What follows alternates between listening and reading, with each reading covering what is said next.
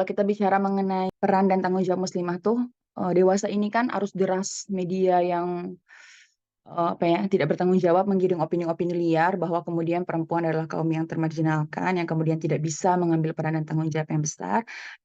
Padahal kemudian dalam Islam secara umum kita, memiliki tanggung jawab yang sama, ya kan? Dalam pandangan syariat kita sama-sama memiliki beban syariat yang sama, kemudian kita diciptakan untuk sama-sama beribadah kepada Allah, wa ma khalaqtul jinna wal insa illa liya'budu itu kan.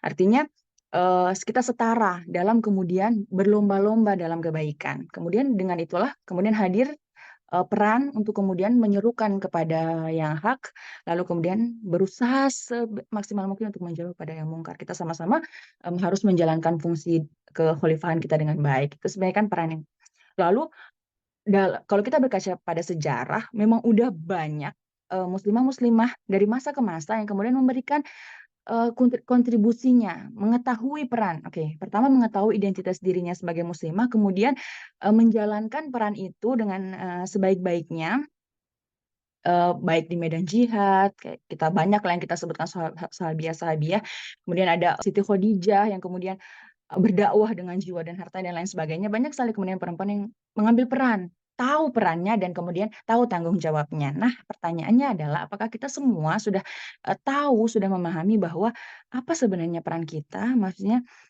bagaimanakah seharusnya seorang muslimah itu mengetahui identitas dirinya, kemudian, tahu apa peran dan tanggung jawabnya. Maka dari itu, jangan kemana-mana, mari kita kosongkan gelas kita bersama untuk, menuntut ilmu, thalabul ilmi, jangan lupa, siapkan buku dan penanya. Langsung aja kepada Ustazah. Jazakillah Mbak Ari, Mbak Hasna, Mbak Ega. Alhamdulillah Allah pertemukan hari ini. Sebelumnya mohon izin saya menyapa semua.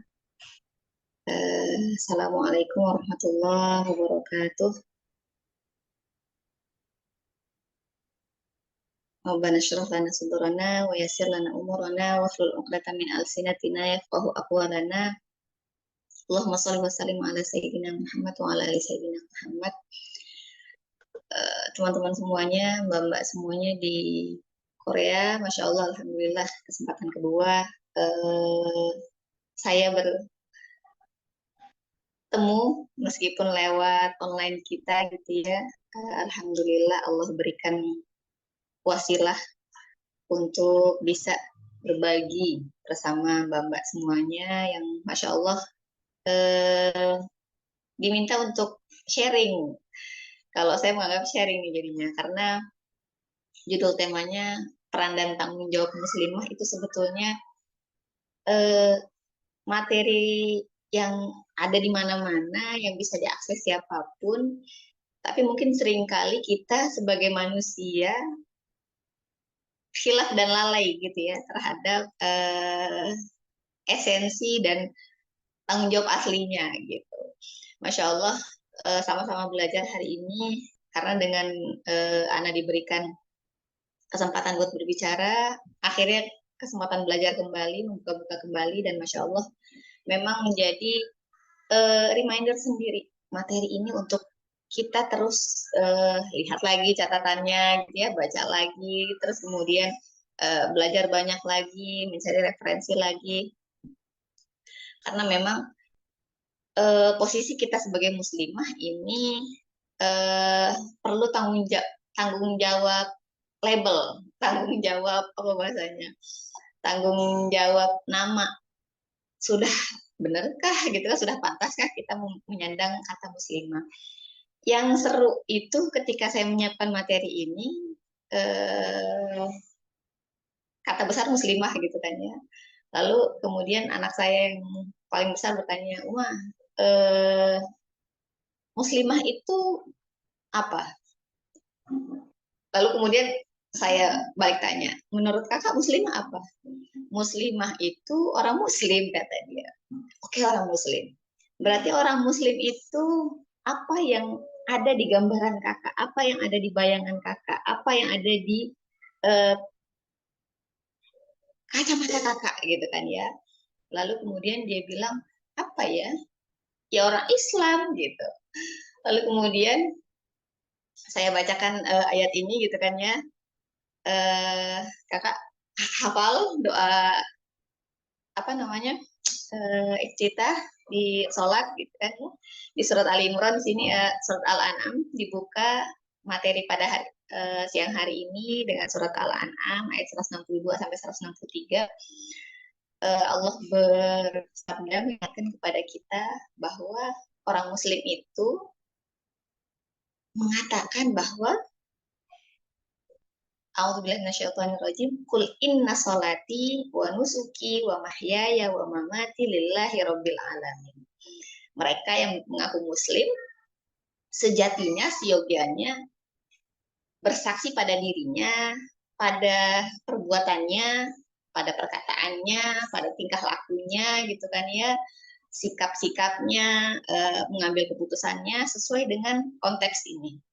Inna sholati, sholatku, wa nusuki, ibadahku, ibadah-ibadah kita gitu ya, segala hal yang privat, hal yang bersinggungan dengan agama, dengan Tuhan, wa mahyaya, dan segala aspek kehidupan kita, baik kita makan kita, lalu kemudian cara berpakaian kita, bekerja kita, sekolah kita, bertetangga kita, kita berjualan di pasar, kita ke dokter gitu kan ya.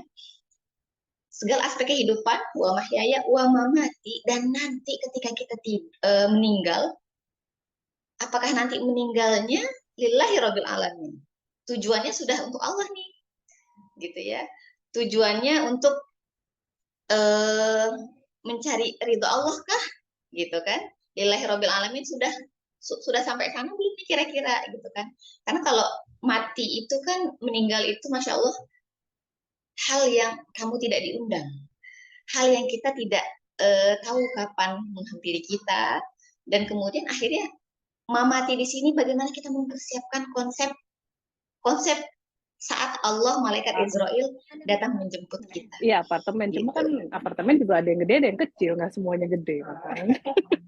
Jadi memang apa namanya, bentar. segala aspek tadi sudah sesuai dengan tadi lillahi rabbil alamin nggak, untuk Allah nggak gitu.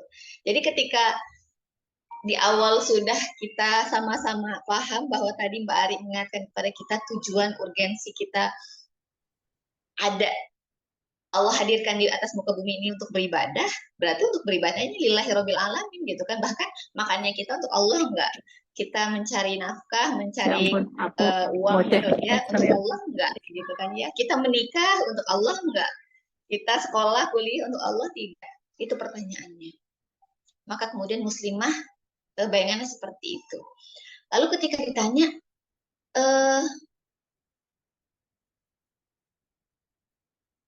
identitas muslimah ini bagaimana sebetulnya gitu ya. Kan kalau diartikan identitas itu kan hal yang membedakan jati diri gitu ya. Jadi orang bisa nyiriin, oh muslimah ini yang seperti ini loh, beda dengan orang non muslimah yang lain gitu ya. Oh muslimah ini yang tandanya ini loh, yang kalau nggak ada tanda-tanda ini berarti bisa jadi dia bukan muslimah gitu kan. Oh ternyata muslimah itu yang menutup auratnya, yang dia sholat, yang dia berpuasa gitu kan ya. Karena kenapa, ternyata ada juga yang menutup auratnya. Para biarawati kan pakai pakai seperti tudung kepala juga gitu. Tapi ternyata mereka nggak sholat, ternyata mereka nggak membayar zakat gitu. Jadi ada identitas-identitas yang Allah sudah tetapkan di dalam Al-Quran dan Sunnahnya yang harus kita ikuti tadi gitu. Yang mana ketika kita menemukan jalan buntu, atau bukan jalan buntu, kita menemukan dua persimpangan, maka ketika kita mau melihat apa namanya, bukan barometer, kompasnya gitu ya, ini kita jalan ke kanan atau ke kiri ya gitu ya, atau bahkan lurus ya, itu yang harus kita menjadi tempat kembali adalah Al-Quran dan Sunnahnya Allah gitu kan. Ada satu hadis Rasulullah yang mengatakan, hadis ini diriwayatkan oleh Abu Hurairah, Bada al-Islam gharibun.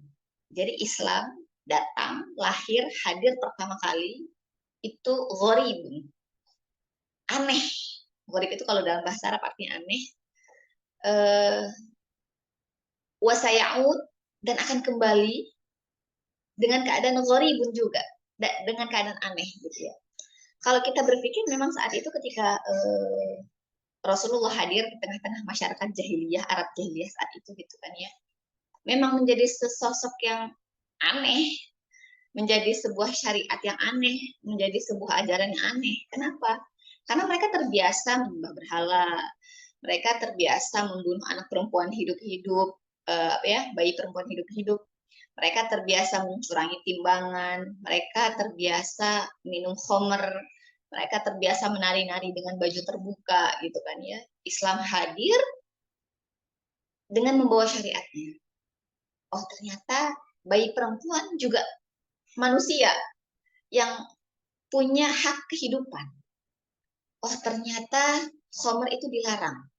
Karena kenapa? Ketika minum khamr, mabuk, tidak sadar, dengan keadaan tidak sadar, lebih banyak mudaratnya, lebih banyak bahayanya nanti yang terjadi.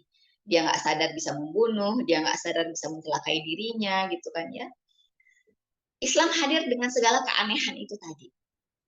Jadi wajar ketika mungkin kita merasa di satu titik atau hadir di satu daerah, tiba di satu perkumpulan, kok kayaknya saya terasing ya, kok saya rasanya sendiri ya gitu kan ya, kok saya rasanya beda dengan yang lain ya. Itu sangat wajar. Bisa jadi kenapa kalau kita saat ini yang merasakannya, bisa jadi kita berbeda secara penampilan. Kita memakai jilbab gitu kan ya, tertutup. Bahkan mungkin ada teman-teman yang mengambil hukum bercadar gitu kan. Buat masyarakat luas sekarang itu aneh, ditutup semuanya gitu kan ya. Sedangkan orang lain di luar sana berlomba-lomba memamerkan rambut indahnya, memamerkan lekuk tubuhnya yang mereka perjuangkan dengan diet-diet mahal itu gitu kan. Dan kemudian apalagi muslimah itu kan nampak sekali. Apalagi ketika mau salaman gitu kan ya, kita salaman melungkupkan tangan di dada gitu. Itu kan hal yang tidak biasa. Maka kemudian kita sadar bahwa ini yang Rasulullah sampaikan. Jadi jangan pernah merasa baru, jangan pernah merasa salah gitu. Karena hal aneh itulah yang kemudian kita jadikan mutiara mahal gitu. Lalu kemudian lanjutan hadisnya gitu kan, wasayaudu ghariban, dan nanti pun di akhir zaman yang tersisa, yang kembali itu yang aneh pula gitu. Kalau kita baca-baca kisah-kisah tentang akhir zaman itu, bagaimana kecurangan itu kembali lagi gitu kan ya, orang-orang saling membunuh, saling berebut kekuasaan, saling sudah melupakan agama gitu. Maka kemudian hanya sisa segelintir orang yang berpegang teguh pada ajaran agama Allah. Maka yang segelintir tadi otomatis dan wajar sangat ketika orang lain melihatnya aneh, melihatnya berbeda, melihatnya apa namanya, ya beda gitu kan, terasing gitu. Maka kemudian di akhir hadis ini Rasulullah mengingatkan suatu balil ghuraba. Maka kalian yang merasa asing, yang merasa terasing, yang merasa diasingkan oleh lingkungan, balil ghuraba. Beruntunglah orang-orang yang asing tadi. Karena kenapa? Ketika teman-teman merasa asing tadi, justru itulah, disitulah teman-teman berarti kita sedang istiqomah pada jalannya Allah. Sedang berpegang teguh pada ajaran agama Allah. Gitu. Ini hadis ini benar-benar mengingatkan kita akan kehidupan sekarang gitu ya, yang sedikit-sedikit ramai FOMO gitu kan, ikut-ikutan sosial media, posting ini, posting itu, viral ini, ikutan posting gitu kan, ada lagu ini, ikutan mungkin yang untuk sebagian orang ikutan di TikTok posting ini gitu kan. Maka yang terasing ini, maka yang aneh ini, beruntunglah, fatu balil ghuraba gitu. Maka teman-teman semuanya berbahagialah ketika kita menjadi sesuatu yang menonjol, sesuatu yang berbeda di antara lingkungan kita. Mungkin di Korea berbeda dengan kami di Mesir gitu ya. Kalau di Mesir kan Islam banyak gitu, ada Al-Azhar di sana, Muslim banyak. Kalau di Korea mungkin masih sedikit yang kemudian akhirnya kok pakai jilbab, kok apa namanya makanannya nggak makan yang babi gitu kan ya, makanannya harus pilih-pilih segala macam. Maka tadi nikmati, syukuri kegurobaan kita, keterasingan kita, keanehan kita, bahwa keanehan itulah yang kemudian menjadikan kita semoga termasuk perkumpulan orang-orang yang tuba, beruntung, orang-orang yang mendapatkan posisi tadi gitu.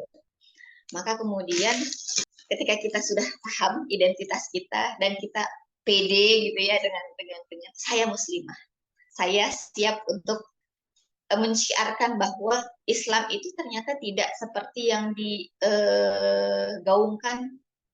orang Barat di luar sana gitu kan ya.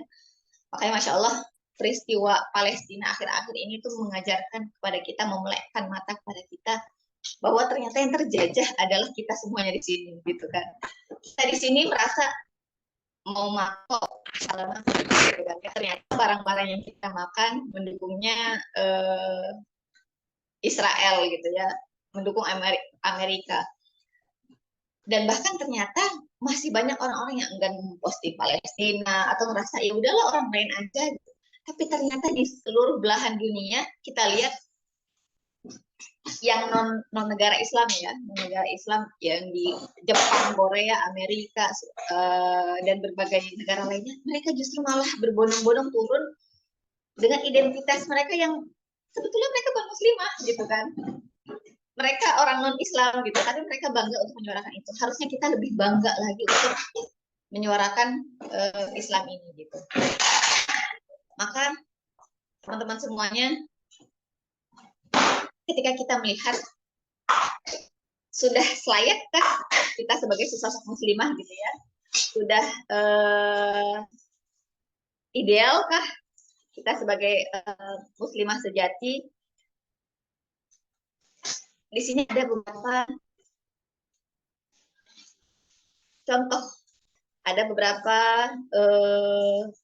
sejarah yang berbicara kepada kita bahwa ada loh muslimah-muslimah yang layak kita teladani.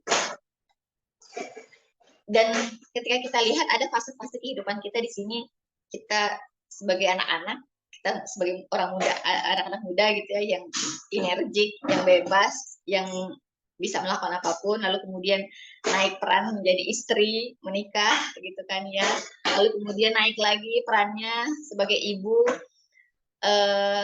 yang ada anak-anak di bawah tanggung jawab kita, juga tidak luput ada satu peran lain sebagai kita bagian dari masyarakat. Sedikit mungkin kita ulik agar kita melihat harusnya seperti apa sih gitu kan ya. Kadang-kadang kita nih enaknya kalau belajar itu tidak sekedar teori, tapi praktek, tapi bukti nyata gitu ya. Yang pertama, ketika anak coba pilih-pilih di antara sekian banyak, muda mulia. Kenapa muda mulia gitu ya? 3 contoh di sini. Yang pertama adalah Maryam. Maryam bagaimana kemudian menjadi sosok yang Allah gambarkan di dalam surat At-Tahrim.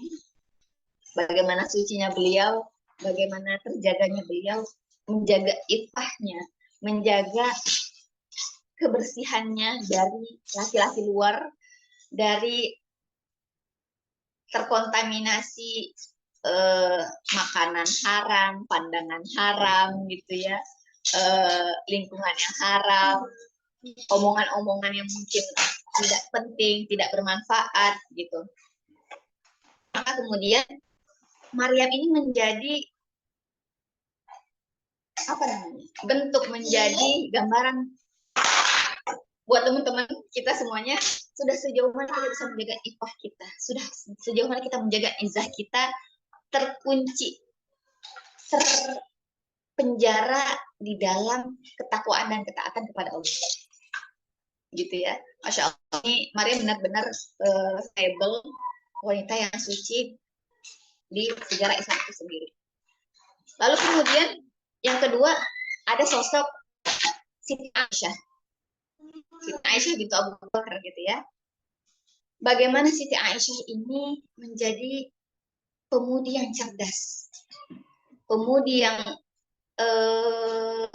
haus akan ilmu.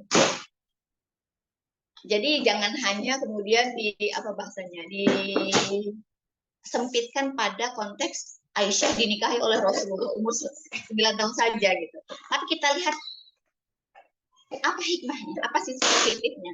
Sisi positifnya adalah akhirnya Aisyah karena sebagai istri Rasulullah yang muda gitu ya, ikut Rasulullah kemana-mana, mendengarkan hadis yang diriwayatkan oleh Rasulullah, lalu kemudian akhirnya meriwayatkan banyak hadis di antara banyak perawi hadis gitu, yang akhirnya kalau usia tua gitu kan ya, nggak usia tua, usia lebih banyak mungkin sudah banyak pikirannya, sudah banyak hafalannya, sudah banyak aktivitas yang lainnya. Aisyah muda ini masih energi. Di samping memang beliau memang wanita yang cerdas gitu ya, mengisi hari-harinya dengan meriwayatkan hadis, lalu kemudian membuka majelis-majelis ilmu untuk para perempuan-perempuan. Jadi nggak ada sebenarnya isu feminisme tuh harus bisa kita gaungkan juga, kita kita bantahkan gitu. Karena kenapa Aisyah membuka tadi majelis-majelis ilmu untuk perempuan dan meyakinkan bahwa perempuan juga bisa, perempuan juga punya bagian andil dalam thalabul ilmi. Dari Aisyah kita belajar. Makanya banyak kalau teman-teman buka hadis gitu kan, diriwayatkan oleh Aisyah gitu kan ya, diriwayatkan oleh Aisyah, banyak, termasuk salah satu di antara, kalau kita lihat 10 terbanyak itu ada Aisyah sendiri perempuan di sana, para periwayat yang banyak meriwayatkan hadis dari Rasulullah. Itu salah satu hikmahnya. Lalu yang ketiga adalah Fatimah bintu Rasulullah Shallallahu Alaihi Wasallam. Teman-teman yang dirahmati Allah, ketika Fatimah kecil, kalau kita zaman sekarang gitu ya, merasa oh anaknya presiden, anaknya Pak ini, anaknya Pak itu, anaknya Bu ini, begitu gitu kan ya, punya privilege, punya kekuasaan, punya jalan pintas. Tapi dari Fatimah kecil kita belajar bahwa privilege itu tidak ada. Dari Fatimah kecil kita belajar bahwa perjuangan ayahnya adalah perjuangan dirinya. Fatimah ikut Rasulullah berdakwah kemana-mana. Ketika Rasulullah ditimpuki batu, ditimpuki kotoran, Fatimah yang membersihkan dengan derayan air matanya gitu ya. Fatimah yang berjuang bersama Rasulullah memapah jika Rasulullah luka, habis ditimpuki, dituntun pulang ke rumahnya. Itu Fatimah. Bagaimana nggak ada jiwa dan rasa tuh lemah, aku kan masih kecil, udahlah di rumah aja gitu kan ya, aku kan masih kecil, aku main-main saja gitu.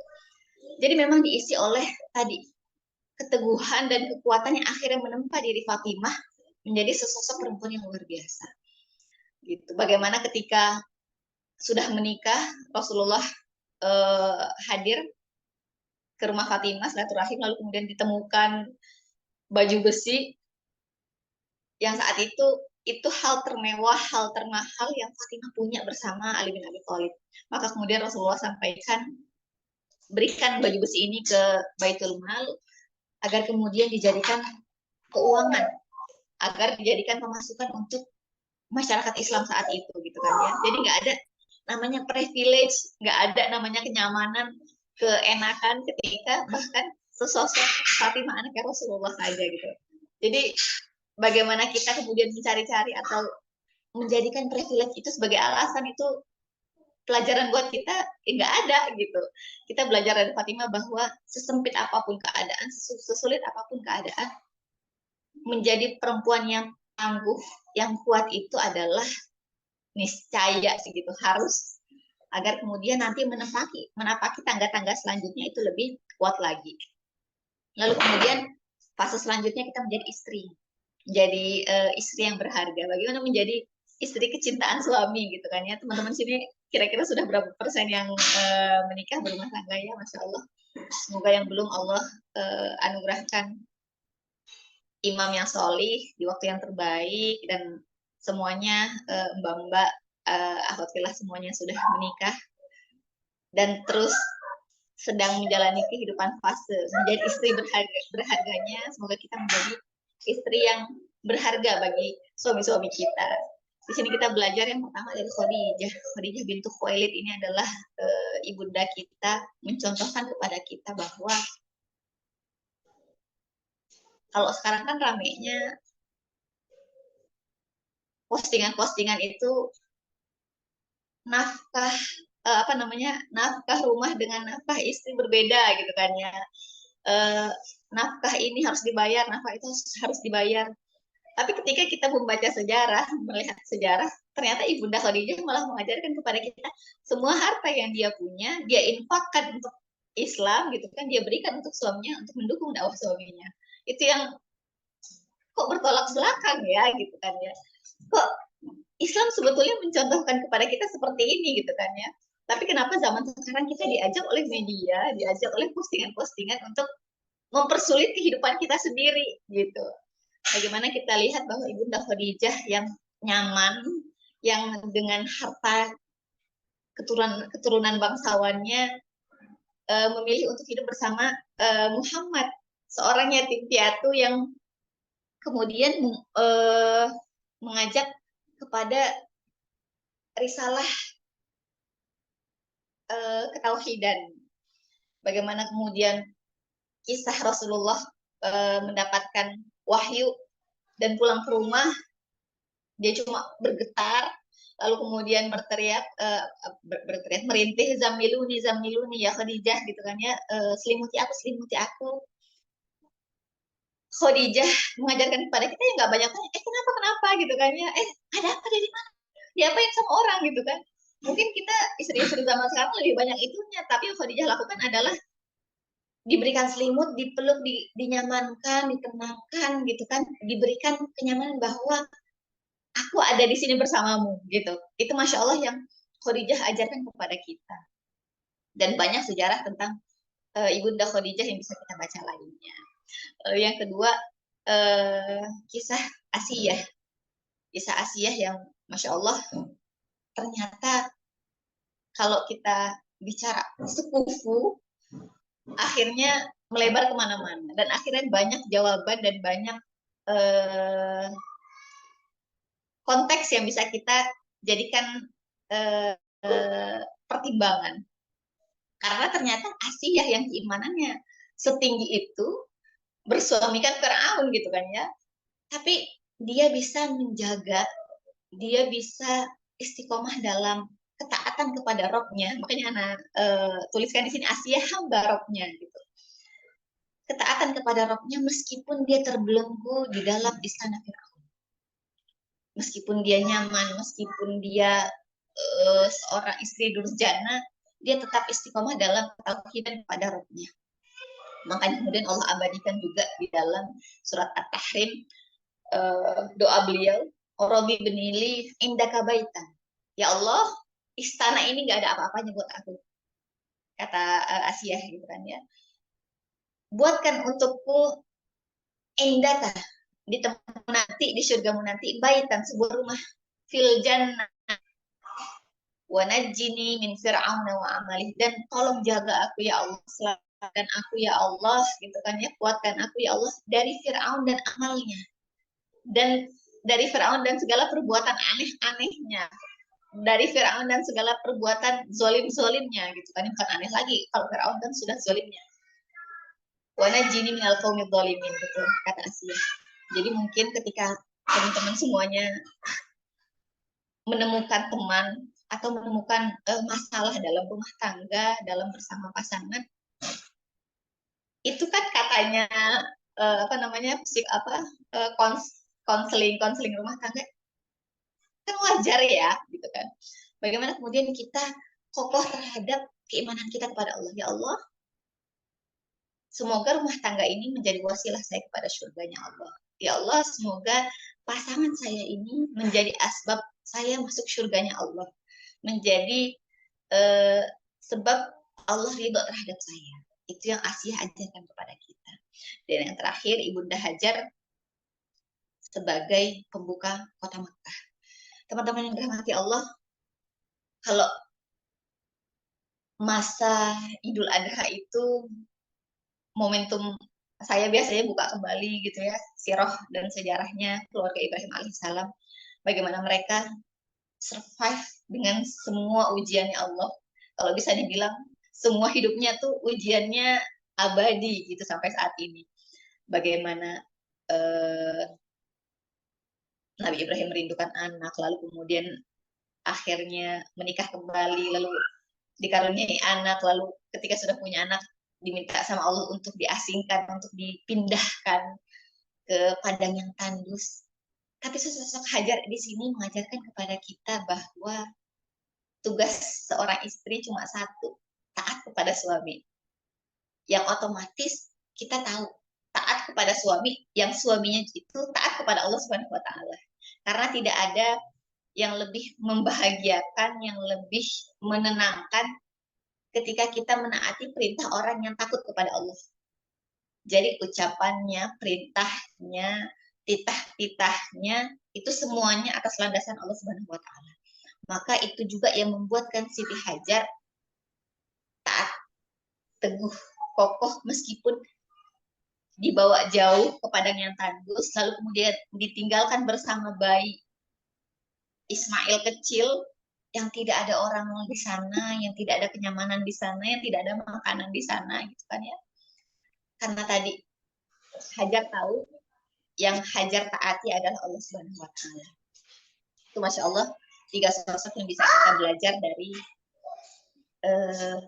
agar menjadi istri yang berharga untuk suami dan keluarga kecil kita. Lalu naik ke tangga selanjutnya, kita menjadi ibu perubahan gitu ya, ibu perubah sejarah, bagaimana dari seorang ibu ada madrasah pertama di rumahnya. Kita belajar dari Ibu Musa alaihissalam, teman-teman yang dirahmati Allah. Ada orang-orang yang Allah berikan anak itu mudah. Ada orang-orang yang diberikan anak mudah, tapi ada ujian-ujiannya. Entah kehamilannya sulit gitu kan ya. Entah mungkin setelah lahir anaknya Allah beri anak yang spesial. Atau bahkan mungkin ada orang-orang yang Allah uji dulu sekian tahun, belasan tahun, puluhan tahun untuk sampai punya anak. Maka kemudian ketika ada anak lahir bersama kita saat ini,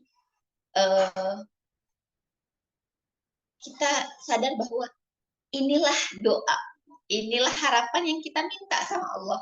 Jadi ketika mau marah sama anak sering mencoba menahan ngeremnya itu dengan cara, ya Allah kok kita marah terhadap apa yang kita minta ya sama Allah ya gitu kan ya. Kok kesel terhadap sesuatu yang kita perjuangkan selama ini ya gitu ya. Mungkin itu bisa ngerem kemarahan kita yang mungkin terlampiasi karena sedang lelah, karena sedang ada masalah lain gitu ya, Masya Allah. Maka ternyata anak-anak ini adalah titipan. Anak-anak ini adalah cerminan untuk diri kita sendiri. Ketika saat itu Ibu Musa, kita belajar dari sejarah, melapangkan dirinya, melepas Musa bayi di sekotak rotan dialirkan di atas sungai ini. Dia nggak pernah tahu kan apakah anaknya nanti akan tergelincir masuk ke dalam sungai, entah nanti akan ada binatang buas yang memakannya, atau nanti bagaimana ujungnya gitulah ya. Itu sang ibu mentawakalkan kepada Allah gitu. Maka ketika tugas kita adalah menyiapkan bekal-bekal tadi untuk kemudian melapangkan jalannya.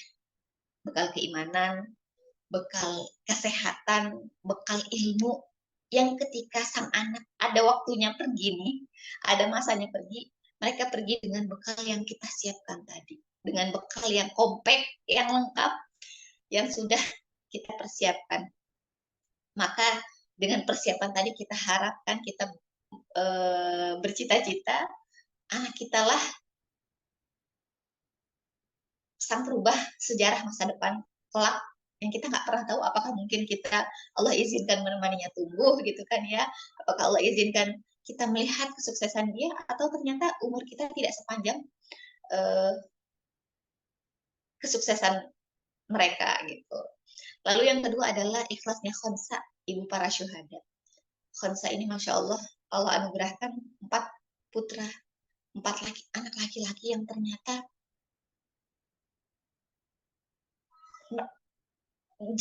Khonsa jadikan pintu surganya gitu kan. Ketika mungkin zaman sekarang, jangan anak laki-laki saya nih harus kembali ke ibunya gitu kan ya. Anak laki-laki itu harus yang menjaga ibunya, anak laki-laki itu harus apa namanya, harus milik ibunya. Zaman sekarang ramai seperti itu. Tapi ternyata Khonsa mengajarkan kepada kita bahwa anak laki-laki itu semuanya milik Allah gitu. Anak laki-laki, anak perempuan semuanya milik Allah. Maka Khonsa mengajarkan kepada kita ikhlas. Khonsa kembalikan kepada Allah untuk menjadi prajurit saat itu, ikut di dalam perang. Maka ketika kabar 4-4-nya syahid, yang Khonsa katakan adalah, ya Allah, saksikanlah, sudah aku kembalikan titipanmu, gitu kan ya, sudah aku berikan kembali kepadamu apa yang kau titipkan kepadaku. Semoga engkau ridho terhadap usahaku selama ini mempersiapkan, menjaga,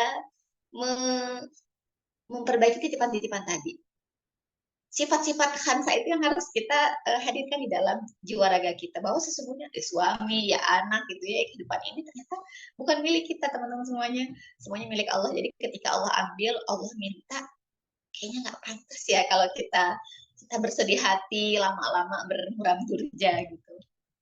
Dan yang terakhir, jangan lupa ternyata kita adalah bagian dari masyarakat.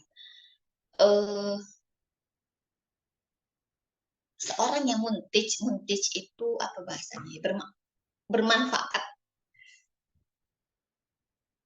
Bermanfaat untuk orang lain ini kan harapan, apa anjuran dari Rasulullah SAW gitu kan ya, agar kita menjadi sebaik-baik manusia.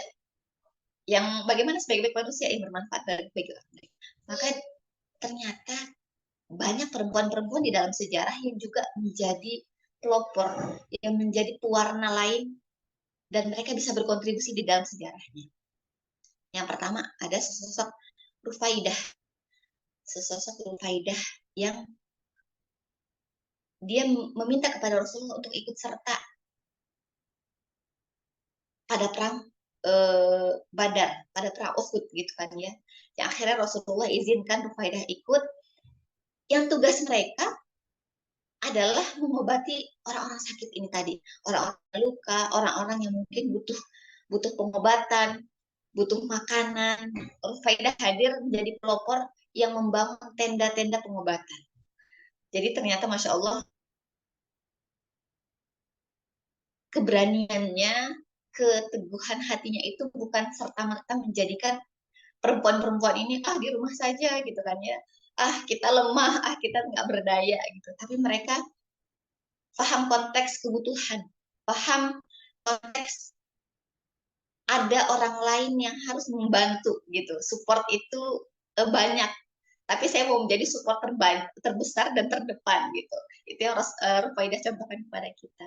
Lalu yang kedua ada Hafsah. Hafsah ini juga kan salah satu istri Rasulullah. Dari Hafsah kita belajar sama seperti Aisyah, ini anak-anak Abu Bakar, Masya Allah ya, cerdas-cerdas semuanya. Hafsah menjadi salah satu dari penulis ayat-ayat Al-Quran yang zaman dahulu ayat Al-Quran itu dihafal. Jadi nggak ada, kalau kita kan sekarang menghafalnya pakai Al-Quran ya, ada bukunya, ada kitabnya gitu. Tapi zaman dulu menghafalnya lewat talqin, lewat dibacakan terus ulang, hingga kemudian akhirnya takut ada yang terlupa, ada yang tersalahkan, baru ditulis. Dan saat itu pertama kali ditulisnya ada pelepah kurma, ditulis di pelepah kurma, ada kayu ditulis di atas kayu, ada batu diukir di atas batu. Bagaimana itu tidak hilang. Dan Hafsah salah satu muslimah mujahidah yang punya peran penting di dalam penulisan Al-Quran, dan kemudian pada zaman Abu Bakar As-Siddiq mulai dikumpulkan Al-Quran tersebut. Itu Hafsah punya peran. Lalu yang ketiga ada Ummu Warokoh. Mungkin di antara semuanya yang lain, Ummu Warokoh ini tidak begitu terkenal. Namanya tidak begitu booming gitu ya. Tapi ternyata Masya Allah, Ummu Warokoh punya satu peran yang bisa kita pelajari sendiri. Kenapa? Karena Ummu Warokoh ini dari awal ketika mendengar syiar keislaman dari Rasulullah, Ummu Warokoh langsung bersegera menyambut ajakan keimanan itu. Hingga pada saat adanya ajakan perang, Ummu Warokoh juga mau ikut perang. Tapi kata Rasulullah, ya Ummu Warokoh, tunggulah di rumahmu gitu kan ya. Maka Ummu Warokoh jadikan rumahnya. Saat itu mungkin tidak terfikir, tidak terbayangkan untuk zaman dahulu masjid itu kan untuk laki-laki saja. Jadi majelis-majelis keilmuan ada di Masjid Nabawi, yang kemudian akhirnya perempuan-perempuan ini tidak ada momen, tidak ada tempat untuk sholat berjamaah, majelis ilmu. Kalau kita sekarang nyebutnya majelis taklim gitu kan ya, liqaat, Masya Allah, karena memang akhirnya Ummu Warokoh menjadi pelopor itu. Ummu Warokoh meminta kepada Rasulullah, saya mau membuka rumah saya untuk menjadi musholanya para muslimah-muslimah, para wanita-wanita gitu kan ya. Beliau menjadi imam para sahabiah-sahabiah saat itu di rumahnya sendiri. Jadi dari rumah-rumah kita, meskipun rumah kecil gitu kan ya, mungkin bisa diajak anak-anak tetangga, yuk belajar ngaji, ibu-ibu di sekitar, yuk belajar belajar apapun ilmu yang kita punya gitu kan ya. Ini Masya Allah, sekecil apapun kita bisa berkontribusi bersama masyarakat di luar sana. Maka tidak ada kata tidak atau malas atau nanti dulu atau tunggu ini saja, oh nanti saya akan begini kalau saya sudah menikah, oh nanti saya akan begini kalau saya sudah punya anak gitu kan ya, atau oh nanti saya berkontribusi kalau sudah saya di Indonesia saja, saya masih di tanah rantau. Tapi ternyata tidak seperti itu. Dari banyak tadi sebagian kecil nama-nama yang kita bisa ambil contoh, kita bisa menyimpulkan ternyata antara muslim dan muslimah gitu ya, laki-laki dan perempuan, kita bisa berbagi peran, kita bisa berbagi tugas, kita bisa melakukan aktivitas itu bersama-sama. Kayak tadi Aisyah gitu kan ya, banyak laki-laki yang meriwayatkan hadis, Aisyah juga bisa meriwayatkan hadis. Laki-laki membuka majelis ilmu, Aisyah juga membuka majelis ilmu. Di laki-laki membuka liqaat sahabat, Ummu juga membuka liqaat untuk sahabiah, untuk para muslimahnya gitu kan ya. Ya akhirnya tadi saling mengisi kekosongan. Kita menjadi partner, menjadi tim, menjadi kesatuan yang nggak ada perlu dibeda-bedakan gitu kan ya. Meskipun kemudian kita tetap harus paham. Di surat An-Nisa dikatakan boleh zakaru kal unsa, tetap pada hakikatnya zakar itu laki-laki nggak sama dengan perempuan gitu ya. Kita pasti akan ada batasan-batasan, pasti akan ada syarat yang berbeda antara kita dengan laki-laki gitu. Karena tugas kita mengambil alih, bukan kemudian ada satu perkumpulan mengambil yang hebat itu si fulanah ini, udah dia aja jadi ketua. Selama ada laki-laki, kita dalam Islam belajar bahwa yang memegang kendali adalah laki-laki. Jadi Masya Allah, Indonesia sempat punya presiden perempuan, itu sebagai catatan sejarah besar itu gitu kan. Karena kodratnya memang Allah ciptakan kita berbeda dengan laki-laki. Kita mungkin hati, perasaan gitu kan ya, lebih cenderung, lebih berat dibanding laki-laki yang kemudian lebih memakai logika, berpikirnya lebih tenang, meskipun mungkin di beberapa keadaan emosinya lebih tersulut juga gitu kan. Tapi kita meyakini perbedaan itu menjadi warna tersendiri, menjadi kelebihan masing-masing. Jangan ditimbulkannya kekurangannya. Yang kita timbulkan adalah kelebihannya. Gitu. Tidak ada yang saling sikut menyikut, tapi kita saling mengisi kekosongan tadi untuk bekerja bersama. Lalu kemudian siapa yang lebih mulia gitu kan ya? Ini orang-orang muslim yang kita artikan laki-laki muslim gitu kan ya, atau perempuan muslimah. Yang lebih baik adalah yang lebih bertakwa kepada Allah gitu. Gak ada yang nggak ada yang kemudian menjadi tolak ukur bahwa laki-laki lebih mulia daripada perempuan atau perempuan lebih mulia daripada laki-laki karena dikatakan apa Rasulullah ibumu ibumu ibumu gitu kan ya. Tidak perlu kita timbang-timbang dan tidak perlu kita saling berargumen siapa yang paling berat kerjanya di rumah, siapa yang lebih banyak kontribusinya, itu tidak perlu kita lakukan. Karena apa? Peran muslimah kita saling bekerja sama bersama laki-laki di berbagai aspek. Kedokteran tetap butuh dokter laki-laki, apalagi dokter perempuan gitu kan ya. Di kitchen perdapuran ternyata kalau kita lihat-lihat banyak chef-chef laki-laki gitu ya. Tapi ya masa perempuan tidak bisa menjadi chef di rumahnya masing-masing kan tidak, nggak gitu juga gitu. Akhirnya kita mengambil peran. Lalu setelah kita paham bahwa kita nggak perlu bersikut-sikut, nggak perlu kita saling ini tempat saya, ini hak saya, ini punya saya. Yang harus kita fokuskan adalah mencari mutiara di dasar diri kita sendiri. Saya, gitu kan ya, Mbak Ari, Mbak Hasnat, Mbak Ega, kita semuanya punya mutiara masing-masing, punya kelebihan masing-masing gitu kan ya.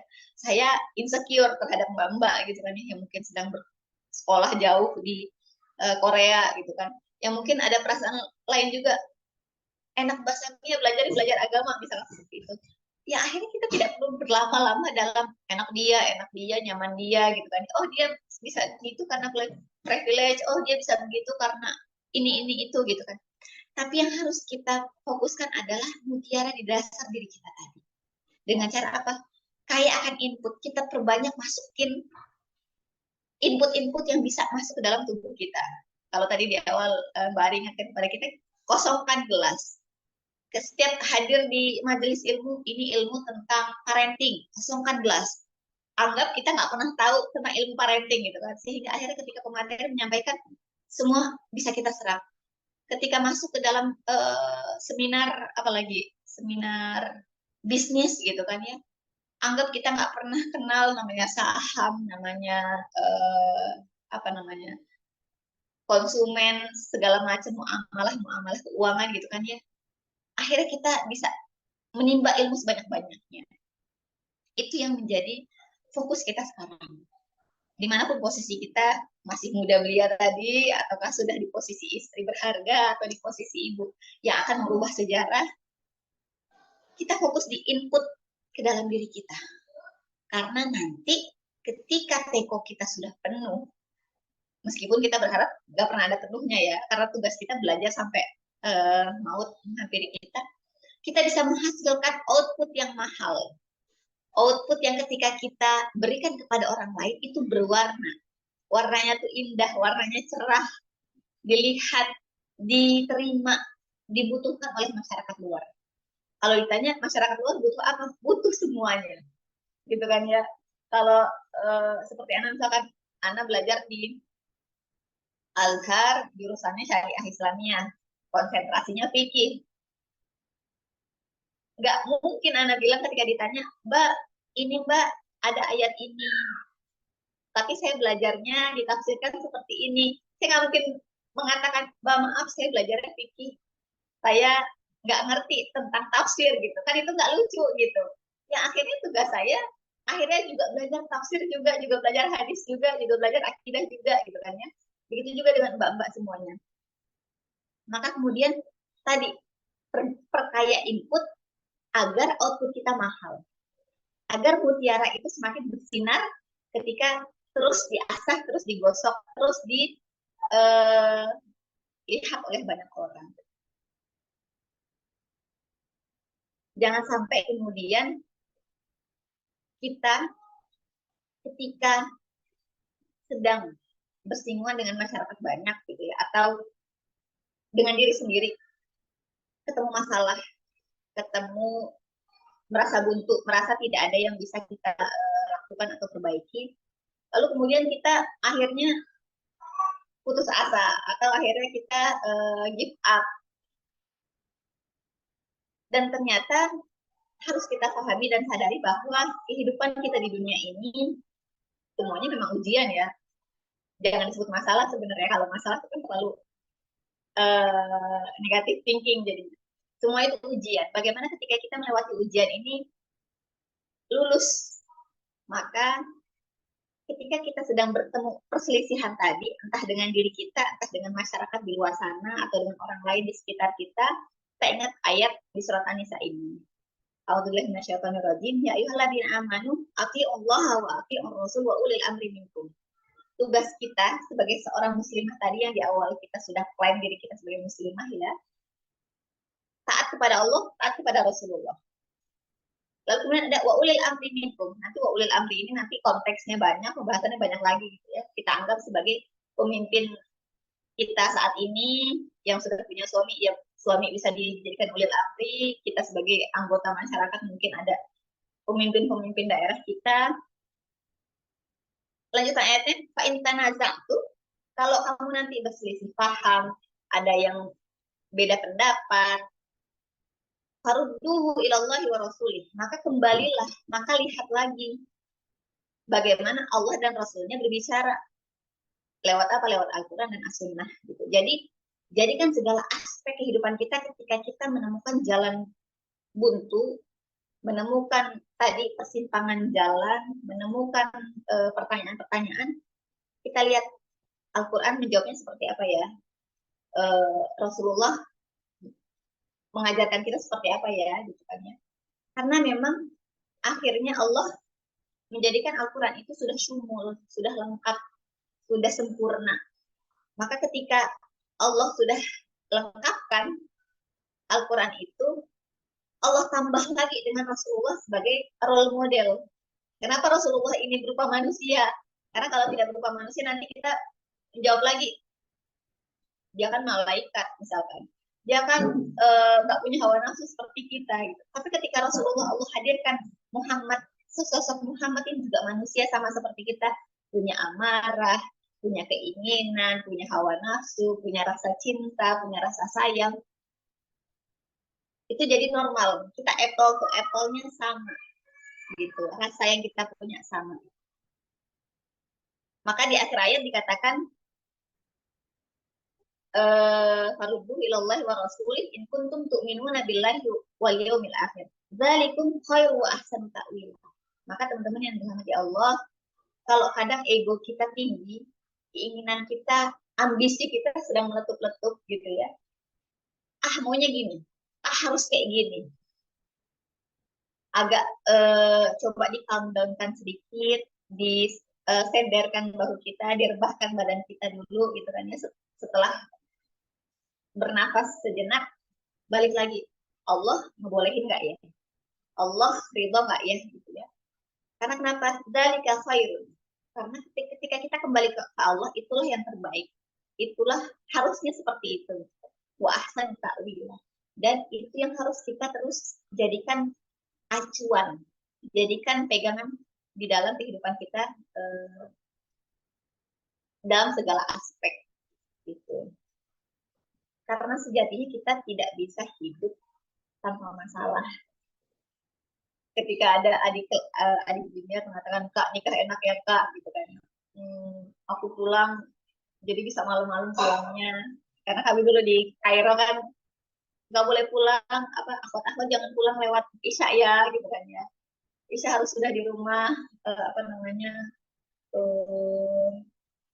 kalau pergi kemana-mana berdua jangan sendiri, gitu kan. Mereka merasa itu masalah, karena mereka tidak bisa pergi jauh-jauh, mereka kemana-mana harus cari teman. Karena sejatinya ternyata hidup itu adalah penuh dengan PR-PR yang harus kita selesaikan. Tidak boleh keluar, itu masalah. Padahal ketika sudah menikah, kita keluar rumah harus izin sama suami juga, gitu kan ya. Karena tidak terbayang saat kita masih muda bahwa ketika sudah menikah, keluar rumah harus izin suami, gitu. Padahal masalahnya sama-sama aja. Padahal point of view-nya sama-sama aja, gitu. Tapi mungkin karena posisi kita berbeda-beda, akhirnya kita melihat kacamata yang berbeda. Yang harus kita sadari dan pahami lagi. Ada syair dari Abi Atiyah di sini, tarjun najah walam tasluk masalikah. Jadi ketika kita berharap sebuah kesuksesan, sebuah keberhasilan, sebuah kenyamanan, sebuah posisi, untuk menuju ke sananya pasti ada masalikah, ada rintangannya, ada ujiannya. Nggak mungkin kita sampai atas puncak gunung, tapi jalannya mendatar terus, itu nggak ada gitu. Namanya puncak pasti di atas. Namanya ke atas pasti naik tangga atau bebatuan-bebatuan kerikil tajam besar gitu kan ya. Pasti penuh rintangan. Pasti ada ujian-ujian yang kemudian kita harus merelakan. Merelakan kenyamanan kita, merelakan nikmatan kita, merelakan hawa nafsu kita, merelakan kesabaran kita gitu kan ya. Itu wajar dan sangat normal. Jadi yang sedang berjuang dengan ego, yang sedang berjuang dengan kenyamanan, bukan kita sendiri. Semua orang di sekeliling kita sedang berjuang dengan tujuannya masing-masing. Karena kenapa? Innas safinata la tajri 'alal yabas. Karena sebuah kapal yang besar, sebuah perahu yang akan berlayar itu, dia nggak akan jalan di lautan yang tandus, di lautan yang jangankan tandus, nggak berombak aja dia nggak akan jalan kan gitu, nggak berombak, nggak ada anginnya. Padahal kalau kita sedang nyaman di daratan, kita melihat ombak tuh indah ya gitu kan ya. Dia berayun, mengayun-ngayun apa yang ada di atasnya. Angin itu sepoi-sepoi ya gitu kan ya. Enak banget, nggak kepanasan kan. Tapi untuk sebuah kapal yang sedang berlayar di atas lautan, di atas samudra, ombak dan angin itu adalah ujian mereka. Adalah hal yang harus mereka lewati hingga sampai ke tujuan daratan mereka selanjutnya di sana gitu. Akan berbeda point of view-nya kita yang di daratan dengan mereka yang di atas kapal gitu. Kita melihat itu enak, tapi mereka menganggap ini masalah kami, ini rintangan kami. Itu yang harus kita sadari, bahwa jangan jadikan itu semua sebagai titik pemberhentian, tapi menjadikan itu sebagai poin belajar, poin kita melihat bahwa ada kemanisan, ada keindahan setelah rintangan-rintangan yang akan kita lewati ini. Lalu tugas kita satu, istiqomah. Katanya istiqomah itu berat, yang mudah itu istirahat. Tapi ternyata istirahatnya seorang muslimah itu nanti di surga. Masya Allah. Satu hadis mengatakan, di sini hadis diriwayatkan oleh An-Nu'man bin Bashir, salah satu sahabat sufinya Rasulullah. Beliau ini termasuk salah soleh yang ahli ibadah. Hadis ini ada di salah satu hadis Arba'in An-Nawawi. Dikatakan Rasulullah Shallallahu Alaihi Wasallam bersabda, ala inna fil jasadi mudghah, bahwa sesungguhnya di dalam sebuah jasad kita ini, di setiap jasad kita ini ada mudghah, ada gumpalan darah, gumpalan daging. Idza sholahat, kalau daging itu baik, bersih, sehat, bagus, sholahal jasad kullu, maka badan semuanya, jasad semuanya akan bagus juga. Kalau daging itu, gumpalan itu sehat. Wa idza fasada, tapi kalau gumpalan daging itu sakit, rusak, kotor, maka kotor dan sakit dan rusak jugalah jasadnya. Apa segumpal darah tadi? Apa segumpal daging tadi? Ala wahya qalbu. Itu adalah hati. Maka yang pertama harus kita istiqomahkan adalah hati kita. Dari hati emosi bermula, prasangka bermula, rasa bermula gitu ya. Dari hati pula ketakwaan dan ketawakalan kita bisa kokoh, menancap, tajam. Maka yang selama ini booming di Indonesia gitu ya, sudah lagu lama, Mas Opik mengingatkan kepada kita, ada tombo hatinya, ada obat hatinya, agar si hati tadi, si kolbun tadi bisa membawa kita, mengajak kita terus istiqomah dalam kebaikan. Yang pertama apa kan? Membaca Quran dan maknanya. Karena lagi-lagi Al-Quran tempat kita mencari petunjuk, mencari jawaban dari masalah, mencari sadaran, mencari obat untuk penyakit-penyakit yang menerpa pada kita dengan cara mentadaburi Al-Quran. Makanya tadi Masya Allah ketika Mbak Ega membacakan Al-Quran dan dibacakan artinya, kadang kita sering lupa, kita tilawah ngejar target gitu ya, one day one juice, tapi kita lupa untuk membaca terjemahannya. Karena sejatinya kita bukan orang Arab yang langsung paham arti dan makna dari ayat Al-Quran kan ya. Maka tugas kita selain membaca, kita mentadaburi Al-Quran. Yang kedua adalah membiasakan sholat di malam hari. Karena kenapa membiasakan sholat di malam hari? Karena itulah waktu tenang, waktu nyaman, waktu kita bisa curhat banyak-banyak, cerita panjang-panjang, dan orang lain sedang tidur terlelap, jadi kita puas, kita tidak mengganggu orang lain gitu ya, dan kita tidak terganggu oleh bisingannya orang lain. Kita manfaatkan waktu malam itu untuk sholat di malam hari. Lalu yang ketiga apa? Memperbanyak puasa di siang hari. Ketika malam diisi dengan sholat tadi, siangnya kita isi dengan berpuasa. Karena dengan berpuasa kita bisa menahan, merem ego kita, keinginan kita yang mungkin masih sulit kita bedakan. Ini kebutuhan atau keinginan ya, ini kewajiban atau senang-senang ya gitu kan ya. Dengan puasa kita bisa membiasakan mengelola rasa emosi kita tadi. Lalu yang keempat adalah memperpanjang zikir mengingat Allah. Mungkin anak pribadi juga ya, kita semuanya mengajak bersama-sama setelah sholat, kita sering dikejar anak, dikejar tugas, lipat-lipat sejadah gitu kan ya. Lalu kemudian lupa, lalai, kita masih kurang zikirnya, kita masih kurang bersyukur kepada Allahnya, lalu kemudian bertahmid, bersolawatnya. Kita perpanjang zikir-zikir kita, karena dengan zikir tadi kita sadar bahwa kita seorang hamba yang lemah saja.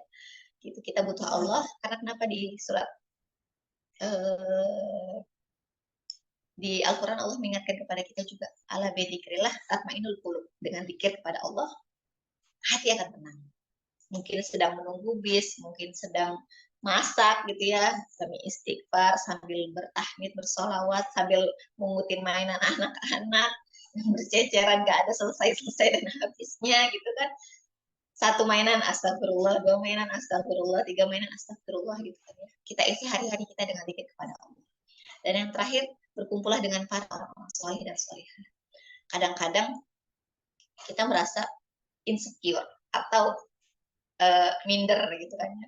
Ini kata-kata minder, insecure, kata-kata yang baru kita temukan zaman-zaman sekarang ini kan akhirnya pengiaan terhadap rasa-rasa yang nggak perlu kita simpan sebenarnya, kalau anak perhatikan gitu ya, analisanya FOMO lah ya, apalah berbagai istilah-istilah baru lah gitu, yang akhirnya rasa itu diiyakan kan. Oh iya saya minder, oh iya bener kok minder, kayak rasanya kayak gini nih minder, akhirnya beneran minder gitu. Padahal ketika kita paksakan diri kita duduk di majelis bersama teman-teman liko, teman-teman mentoring gitu kan ya, akhirnya kita menemukan secercah cerita baru. Ada satu teman cerita masalah dia gitu, oh ternyata masalah dia masya Allah lebih berat daripada masalah saya gitu kan, tanpa perlu kita ceritakan juga masalah kita. Atau ternyata ketika kita lihat ujian orang lain, oh ternyata syukur kita masih kurang, dia ujiannya lebih banyak, syukurnya lebih banyak juga gitu kan ya. Ternyata syukur kita masih sedikit. Berkumpul dengan orang soleh itu tidak serta-merta menambah harta. Mungkin ada yang kemudian akhirnya menjadi link bisnis gitu kan ya. Tidak serta-merta juga secara teoritis menambah ilmu-ilmu kita. Bisa jadi berkumpul dengan orang soleh, kita menambah keimanan kita. Hingga akhirnya kita ingat bahwa zikir kita sedikit. Kita ingat bahwa ternyata masih banyak ibadah-ibadah yang kita jauh dari standar gitu kan ya. Minimal kita berharap keberkahan dari majelis ilmu bersama orang-orang soleh. Itu diantara 5 obat hati. Lalu teman-teman yang dirahmati Allah, ketika kita merasa saat ini dunia terlalu sempit, dunia terlalu mencekam gitu kan ya, dunia terlalu ribet, terlalu fokus dengan pencapaian, lalu kemudian diposting di sosial media, dia sudah begini loh anaknya, dia sudah begini karirnya, dia kuliah ini sudah dapat begini pekerjaannya gitu kan ya. Orang-orang fokus ke sana. halayak ramai di luar sana tuh fokus ke dalam pencapaian yang ingin di-share-kan, yang ingin dibanggakan gitu kan ya. Kita lupa bahwa sejatinya ketika kita menjadi sesosok muslimah yang kita harapkan tadi di awal, lillahi rabbil alamin, kita buat Allah loh, bukan untuk posting di sosial media. Maka kemudian barometer kita ya cukup Allah gitu, ya Allah ridho atau tidak, Allah senang atau tidak, Allah sayang atau tidak. Kita tidak perlu pusing-pusing ketika kita lagi posting sesuatu di Instagram, kok yang like cuma segini ya gitu, atau ketika kita posting status kok nggak ada yang komen ya, misalkan seperti itu. Hingga akhirnya hidup kita cukup qanaah. Salah satu sifat muslim itu qanaah gitu ya, merasa cukup terhadap apa yang sampai kepada kita. Karena Ali bin Abi Thalib mengingatkan kepada kita kan ya, rizkiku apa yang sampai kepadaku, apa yang kita makan, apa yang kita pakai, apa yang kita rasakan, itu rizkiku. Apa yang tidak sampai kepadaku itu bukan rizkiku, meskipun itu udah masuk kantong gitu kan, ternyata di kantong bolong, jatuh uangnya, itu bukan rizki kita. Kita udah dapat gaji, kita simpan di lemari, ternyata kemalingan, itu kan berarti bukan rezeki kita. Nggak perlu berpusing-pusing, berarti nanti Allah akan mendatangkan rezeki yang lain. Teorinya mudah ya, teorinya sepertinya gampang, tapi Masya Allah ketika kita tadi tanamkan terus kebersihan hati kita, lalu kita bersama dengan orang-orang soleh, kita terbiasa, kita teramplas lagi bahwa yang kita inginkan kita menjadi muslimah yang dicintai Allah. Itu mungkin Mbak Ari, Mbak Ega, Mbak Hasna, Mbak-mbak yang lain siang hari ini, semoga yang sedikit ini menjadi reminder kita lagi, reminder kita bersama, reminder untuk menjadi muslimah yang lebih baik lagi. Kita sadar lagi bahwa apa nih tugas kita, tanggung jawab kita selama ini, apakah sudah kita lakukan atau ternyata kita masih sibuk dengan diri kita sendiri. Wallahu a'lam bishawab. Astagfirullah li wa lakum. Ana kembalikan ke Mbak Ari. Jazakillah khair Ustazah, wah luar biasa sekali materi kita pada kesempatan hari ini. Aku mengunderline beberapa garis besar yang Ustazah sampaikan. Sebelum kita masuk ke sesi tanya jawab, yang pertama mengetahui bahwa identitas kita sebagai seorang muslimah seperti yang tercantum di Quran surat Al-An'am ayat 162 sampai 163, menyadari siapa sih sebenarnya muslimah itu. Kemudian ketika dalam upaya kita menjadi muslimah yang baik, ada perasaan-perasaan keterasingan yang datang kepada kita, maka syukuri kegurobaan itu dan berdoa semoga keterasingan itu yang kemudian akan membuat kita menjadi orang-orang beruntung seperti yang Allah sebutkan. Nah, poin kedua adalah Ustazah mengajak kita untuk berkaca pada sejarah, melihat kembali peran dan tanggung jawab muslimah-muslimah hebat, para sahabiah, istri Nabi, keluarga Nabi, putri Nabi, para keluarga sahabat, yang kemudian masih terasa perannya itu masih terasa hingga hari ini, bahwa kita kemudian bisa mengambil peran sesuai dengan porsi kita masing-masing pada peran kehidupan apapun yang kita peroleh pada peran kehidupan apapun yang kita jalani. Ketika kita menjadi seorang muslimah, kemudian ketika kita menjadi istri, ketika menjadi ibu, ketika kemudian kita berkontribusi pada masyarakat, berkacalah pada sejarah, melihat jejak-jejak hikmah yang kemudian para muslimah-muslimah muslimah itu kenalkan. Oke. Kemudian yang ketiga, berbagi peran, berbagi tugas. Jadi kita nggak perlu lagi saling sikut, saling berteriak soal ini adalah hakku, ini adalah kewajibanmu, mengambil porsi kita masing-masing. Gitu. Baru kemudian keempat adalah fokus pada mutiara di dasar diri, jadi membuat kita nggak mudah insecure pada pencapaian orang lain, kemudian percaya diri kita dengan input, penuhi teko kita dengan keilmuan, lakukan itu terus-menerus, jadi kita kemudian bisa memberikan output yang indah dan mahal, yang kemudian bermanfaat bagi sebanyak-banyak mungkin manusia. Selanjutnya, poin selanjutnya aku garis bawahi adalah ketika kita bermasalah, janganlah atau ketika kita mengalami jalan buntu, dalam upaya itu kemudian kita mengalami jalan buntu, persimpangan-persimpangan, carilah jawaban itu dalam Al-Quran. Lihat bagaimana Al-Quran menjawab kegelisahan-kegelisahan kita. Tidak perlulah kita berselisih dengan diri. Kalau ketika kita saat dalam keadaan berselisih dengan diri, lakukanlah cara itu. Karena sebab Al-Quran itu udah syumul ya, kata Ustazah tadi. Ustazah menyampaikan bahwa Al-Quran itu sudah syumul. Kemudian dilengkapi lagi dengan teladan-teladan dari Rasulullah. Itu udah amat sangat cukup menjadi jawaban pada semua kegelisahan-kegelisahan kita. Ya, yakini apapun itu yang Allah tetapkan, apapun itu yang terjadi pada kita adalah yang terbaik menurutnya. Itu udah, ini ya Allah, apapun itu asalkan engkau ridho, gitu kan. Nah, kemudian selanjutnya poin ke-6 nih, hidup tuh nggak ada masalah. Ya betul, nggak ada satu orang pun yang kemudian tidak pernah mengalami masalah. Aku suka kata-kata Ustazah tadi, jangan bilang masalah itu bisa bikin kita jadi positive thinking. Kita sebut aja itu ujian biar kita bisa, oh ya aku harus lulus nih, kayak gitu ya. Baru kemudian betul bahwa kemudian semua kita jangan pernah merasa wah kita yang paling menderita nih, wah perjuangan kita berat. Sejatinya semua orang di dunia ini sedang berjuang dengan perjuangannya masing-masing, dengan ujiannya masing-masing. Nggak ada nahkoda hebat yang lahir di laut yang tenang, ya kan. Dan kapal tadi, kalau kata Ustaz tadi, kapal nggak ada yang kemudian berlayar di laut yang tandus. Oke, kemudian yang ketujuh, lagi-lagi masih menjadi PR kita bersama, istiqomah. Ya betul, istiqomah itu nggak ada habisnya ya. Selesainya istiqomah seorang muslimah itu nanti kalau insya Allah kita udah di surga. Kalau kita di sini belum, lanjut terus istiqomah, istiqomah. Dan ini susah, tapi ya ini harus.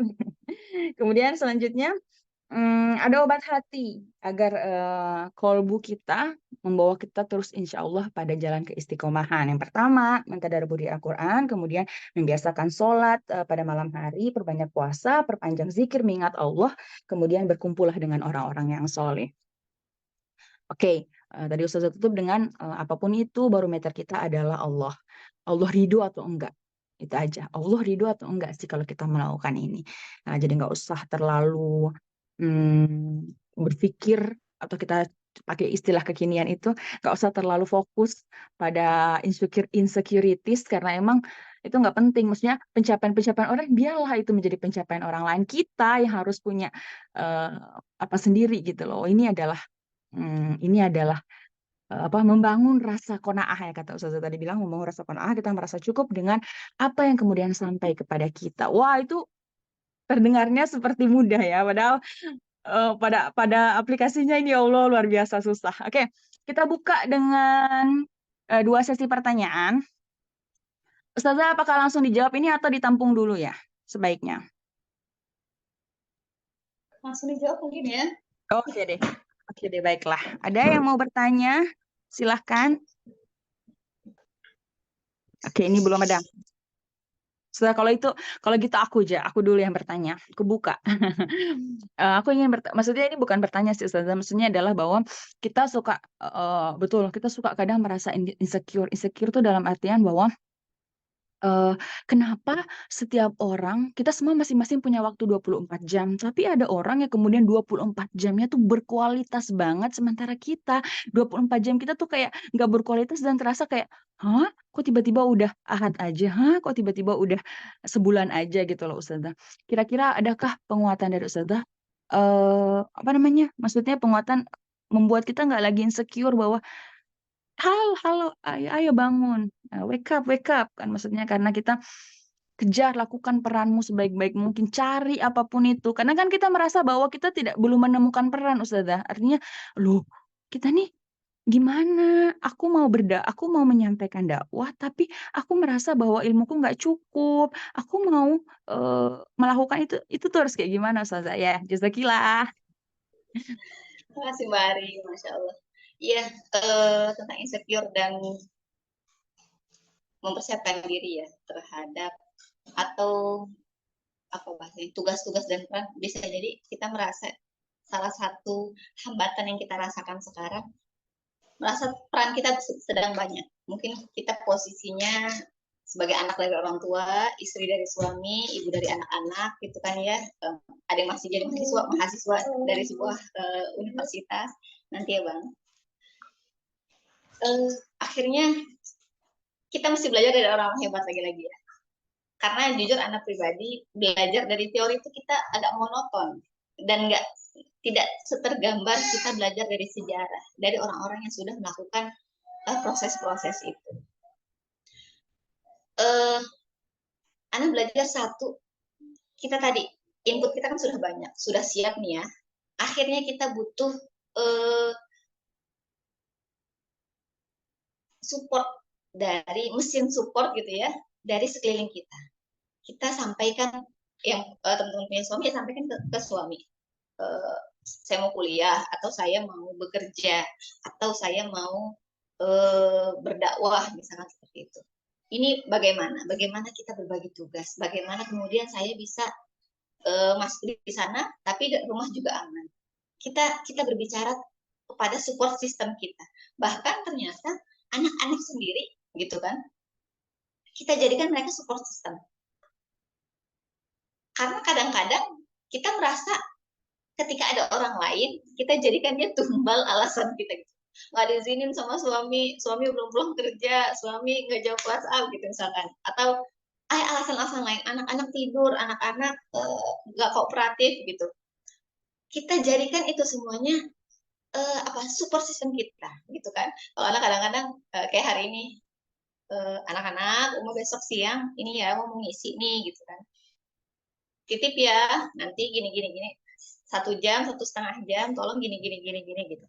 Meskipun kadang-kadang di tengah jalan kita menemukan masalah-masalah, menemukan troublemaker lain yang kita udah siapkan padahal gitu. Kayak hari ini lucunya, anak-anak harus makan sebelum saya acara gitu kan, saya zoom, kodarullah gas habis gitu. Yang ternyata akhirnya anak-anak jadi rungsing segala macamnya. Ya sudah, akhirnya susu boleh 2, ini makanan manis mereka akhirnya keluar gitu. Tapi ketika kita berfokus pada masalah kita, masalah itu akan terus ada gitu, akan terus menyelimuti kita. Yang harus kita fokuskan adalah bagaimana kita cari jalan keluar, support sistemnya kita siapkan dengan matang. Pagi harus bangun, berarti pagi harus selesai ini. Anak-anak harus mandi jam segini, makan siap segini gitu kan. Yang masih gadis, yang masih belum menikah itu lebih mudah karena kita mengurusnya diri kita sendiri atau mungkin target-target dari orang tua kan ya. Orang tua mau kita lulus tepat waktu. Oke, berarti saya harus lulus tepat waktu. Saya mau gini, saya mau aktif di sini gitu kan ya. Berarti saya harus ini. Nanti berarti harus upgrade TOEFL, harus ikut pelatihan ini, seminar ini. Itu dicatat. Bucket list. Ini kan awal tahun. Biasanya pada mulai bikin list-list baru gitu kan. Dan ada satu quote yang sangat menyentil saya. Kata-kata itu tertulis dalam bahasa Arab, artinya gini aja gitu ya, 2023 dan 2024 itu sama aja. Sama-sama angka, sama-sama tahun. Yang beda adalah ditulis ayat Al-Qur'an, innallaha la yughayyiru ma biqaumin hatta yughayyiru ma bi anfusihim. Gimana ayat? Mana jadi ini? Yang intinya adalah kalau kita nggak mau berubah, kalau kita nggak mau bergerak untuk berubah, ya nggak akan berubah-berubah. Bucket list 2023 dengan bucket list 2024, nanti bucket list 2025 akan itu lagi saja kalau kita nggak berubah. Jadi harus kita lakukan adalah bergerak. Harus kita ubah. Anak-anak masih belum bisa nih ngerem susunya, misalkan anak gitu ya, yang mudah kan contohnya diri sendiri. Oh berarti anak-anak harus kenyang. Jadi anak-anak makannya harus kurang apa nih gitu kan? Anak-anak harus kenyang karena kalau nggak kenyang mereka minta susu gitu. Susunya harus dikurangi. Mereka nggak bisa 3 kotak, harus 2 kotak aja misalnya seperti itu. Harus anak paksakan, harus saya paksakan anak-anak makan nasi, makan kenyang. Jangan mereka kenyang dengan cemilan-cemilan seperti itu. Itu kan kita harus berubah. Saya harus misalkan pribadi baca buku. Kalau nggak baca buku itu kita nggak punya kosakata baru, nggak punya masalah baru gitu. Masalah baru, gambaran baru. Biasanya kalau kita baca buku itu ada tambahan insight baru, hikmah baru gitu ya. Oke, ketika anak-anak sekolah harus terbaca 1 bab buku, misalkan gitu.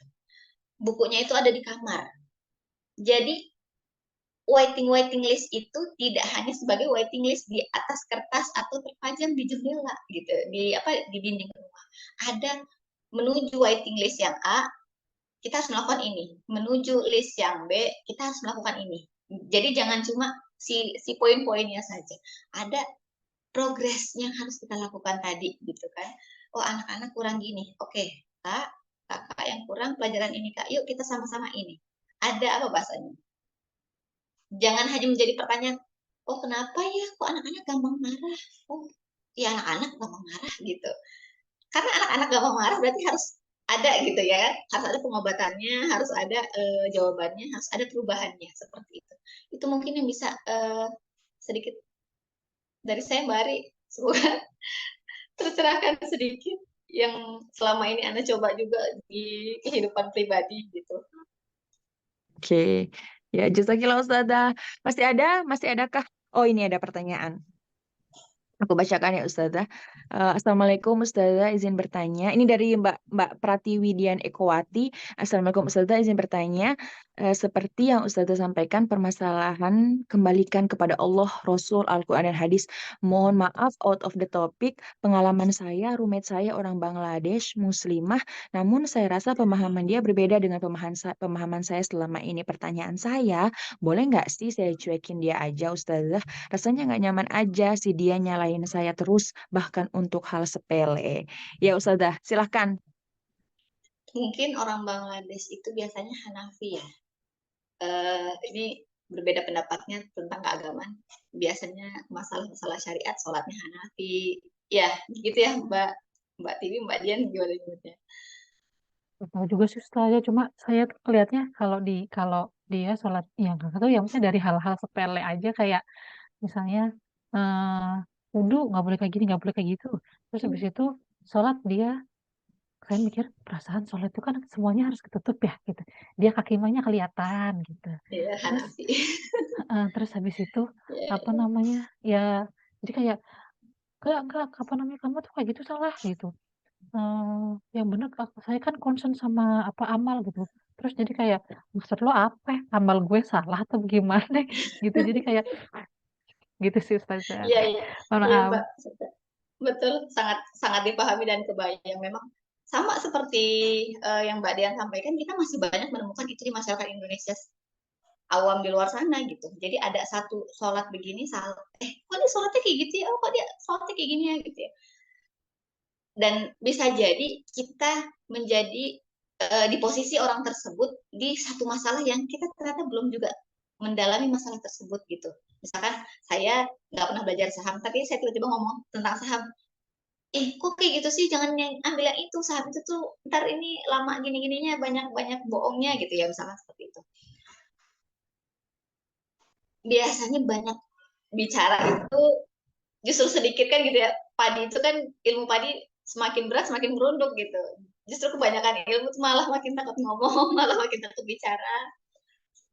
Yang saya tangkap ya mungkin satu, kita memang berbeda madhab dengan kebanyakan orang Bangladesh. Orang Bangladesh biasanya mereka madhabnya Hanafi atau Maliki, dan itu sangat berbeda jauh dengan madhab Syafi'i yang banyak kita pakai orang Asia Tenggara khususnya, dan sangat wajar itu berbeda sekali gitu. Di Syafi'i saja sebenarnya ya, muka itu cadar wajib Syafi'i gitu kan.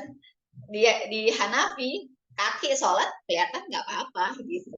Makanya memang salah satu kesyukuran yang saya syukuri sekali sekolah di Azhar, dan Azhar belajar kita empat mazhabnya, akhirnya kita terbuka lebar mata bahwa ya kita memang berbeda dan itu boleh dalam syariat. Mungkin masukan dari saya adalah satu, sampaikan bahwa Mbak, gimana cara ngomongnya sis gitu kan. Mungkin kamu itu mazhab kamu itu mazhab Malik. Kalau bisa dimengerti dia, kalau bisa diajak ngobrol, sampaikan seperti itu. Kamu mazhab mungkin mazhab Hanafi, saya belajar di negara saya mazhab Syafi'i, seperti inilah ibadah saya. Sampaikan seperti itu. Kalau dia yang ngeyel juga, kamu coba aja datengin, biasanya ada Islamic Center gitu kan ya, gitu. Coba kamu tanya mungkin apakah sholat saya salah gitu. Jadi suruh dia untuk datang ke Islamic Center itu gitu. Dan kadang-kadang kalau di Islamic Center itu kan bicaranya udah langsung pakai bahasa Inggris kan ya, jadi lebih fleksibel, dan mereka sudah akan sering menemukan banyak masalah-masalah yang seperti Mbak Tiwi hadapi ini gitu, beda pendapat, kemudian beda mazhab itu mereka sangat bisa mentolerir dan tahu cara penyampaiannya. Mungkin kita karena terbiasa di Indonesia nih lempeng aja, kita tuh sholat nyaman, mudah, ke mall ada musola, ke tempat perbelanjaan ada musola, tempat bermain ada musola. Jadi kita merasa saya sholat dari lahir begini gitu, nggak pernah ada masalah dalam ibadah kita gitu. Mungkin agak sulit untuk menyampaikan atau mungkin apa namanya, keterbatasan bahasa, pemahaman, mungkin sampaikan seperti itu Mbak Tili. Mungkin ada di titik cuekin aja nggak ya? Kayaknya agak sulit Mbak ya kalau roommate, ya nggak sih? Ini roommate bukan housemate lagi, roommate tuh tidur sampingan gitu kan. Atau sampaikan Mbak, mohon maaf gitu kan ya. Kamu punya privasi, saya punya privasi, dan kita meyakini sholat kita sama-sama buat Allah gitu. Apa? Kamu punya cara ilmu, saya punya ilmu juga, saya belajar seperti ini gitu kan ya. Saya mencoba untuk tidak menyalahkan sholat kamu, ya mohon maaf, kamu jangan salahkan sholat saya juga gitu. Itu dan kebiasaan itu nanti juga bisa kita bawa ke Indonesia Mbak gitu kan, karena di Indonesia juga masih banyak tuh yang seperti itu gitu. Itu salah, kok gitu sih gitu. Bahkan mungkin kalau kata sosial media sekarang, netizen Indonesia lebih julid ya, lebih sadis kata-katanya gitu. Itu aja Mbak mungkin diberi pemahaman. Karena kalau Mbak cuekin kayaknya agak lebih sulit. Karena kita roommate. Apalagi mungkin susah untuk mencari tempat yang baru gitu. Ya nggak sih? Otomatis kita harus hadapi ocehan dia terus. Nah, Gitu. iya itu Ustadz. Jadi, tapi Iya. kayak dia ngomong terus gitu. Jadi kayak, Iya, saya, sepertinya tabiat mereka juga. Tabiat mereka tuh demen ngomong kayaknya ya. Apapun iya sebenarnya, dikomentarin, iya, cerita gitu. Iya, iya, betul ya? betul. Heeh. Jadi saya kayak, aduh, please dong, apa namanya, saya tuh cuma mau sholat, habis itu mau belajar. Anda tolong jangan ganggu saya, gitu. Jadi bisa nggak sih kayak gitu, Ustazah? Iya, mungkin coba di ini. Ya biar Tapi kalau, tadi diarahkan ke Islamic Center gitu mungkin, atau yang bisa memuaskan omongan dia tadi, seperti itu. Emang hobi ngomong sih orang daerah sana, Bangladesh itu memang kayak gitu sepertinya. emang kayak gitu ya, Ustaz ya? Iya, Baiklah, tabiatnya. baiklah. Terima kasih, Iya, Ustazah. Barakallah. semangat Mbak. Terima kasih, Ustazah. Sama-sama. Masih ada lagi pertanyaan? Boleh buka open mikrofon kalau mau. Kalau enggak, silakan diketik di kolom chat. Halo Mbak, saya kayaknya mau nanya Oh, deh. oh iya iya. Silakan Mbak. Halo Mbak, nama saya. Assalamualaikum Mbak, nama saya Wardah. Saya mau bertanya tentang, gini Mbak. Kan kalau di sini sebagai minoritas di kampus ya, sebagai seorang muslimah, di mana karena saya dari Fakultas Teknik, jadi saya tuh kebanyakan dealing with boys gitu, dealing with guys gitu ya Mbak ya, sama laki-laki kebanyakannya. Untuk eksperimen, untuk kelas, untuk pergaulan juga di departemen saya kebanyakan diisi oleh laki-laki. Kalaupun ada perempuannya juga, ya maksudnya saya di sini sebagai minoritas di mana perempuan berkerudung gitu ya. Nah, di beberapa kondisi saya tuh jujur orangnya rada nggak enakan gitu. Jadi kalau misalkan ada di beberapa kondisi saya itu harus yang seharusnya mengatakan no, tapi saya tuh kayak ada di zona abu-abu, aduh mau nggak ya? Atau iya atau enggak nih gitu. Karena di sini kadang untuk kondisi-kondisi kayak gini saya tuh bertemu dengan bukan bukan bukan mahram saya gitu, kayak laki-laki semua gitu. Nah, sebagai muslimah di sini yang nggak enakan, gimana cara saya supaya tetap melindungi boundaries saya dan cara bersikap tegas gitu untuk kondisi-kondisi yang memang tidak seharusnya saya terlibat di situ dengan yang bukan mahram saya tentunya. Gimana Mbak? Terima kasih. Jazakillah Mbak Warda, pertanyaannya, sharingnya Masya Allah. Saya kebayang jadi anak teknik di Indonesia aja itu sulit sekali dengar cerita teman-teman teknik. Apalagi Mbak Warda di sana, untuk muslim-muslimah saya sedikit, ini sudahlah muslim-muslimah sedikit, perempuan muslimah berjilbab pula gitu ya.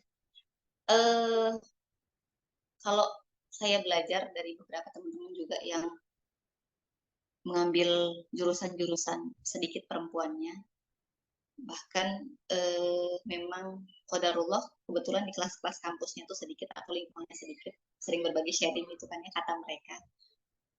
Jadikan diri kita tegas terhadap identitas kita tadi.